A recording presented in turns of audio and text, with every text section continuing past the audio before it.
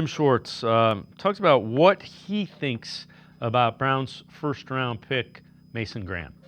Yeah, it's been an adjustment for him just because the style of play, reading blocks, and like you said, protecting linebackers and things like that. That's not what we do. We're a penetrating team that makes a big emphasis on defensive linemen being able to make the plays. So there has been some growing pains. He's pretty far ahead right now. When we get pads on, that'll be the next step, and then when you go live contact, that'll be a next step. So it'll be a process for him.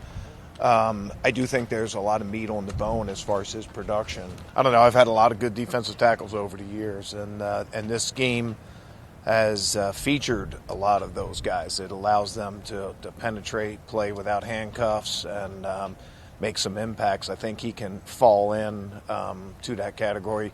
We'll leave who he reminds us of when he starts playing and starts making plays. And Tim, that's a little bit of a challenge to him. Go make some plays, but you can tell he has a plan for him, and that plan is based on some success he's had being Jim Schwartz. When you look at some of the defensive tackles you worked with, obviously early in the show you had a soundbite where he talked about Fletcher Cox in Philadelphia. The big one, of course, from Jim Schwartz's time in Tennessee was Albert Haynesworth.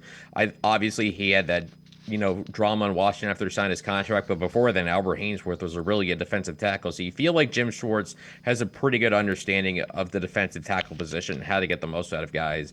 And I do think it's interesting that he talked about, Mason Graham playing in a more read and react style of defense at Michigan, which his last season, by the way, was under another former NFL defensive coordinator, Wink Martindale. So he's worked under guys who either are or were former NFL defensive coordinators. The are, of course, Jesse Minter, in 2022 and 2023. So Mason Graham certainly has all those athletic tools, and it's going to be interesting to see what he does in a scheme that's going to let him, essentially be turned loose in the middle of that defense. It's going to be fascinating. You see the relentless motor that Mason Graham plays with, the power he plays with. Certainly, I think he's got a chance, if he lives up to his billing, to rack up some pretty good numbers, in the early parts of his career.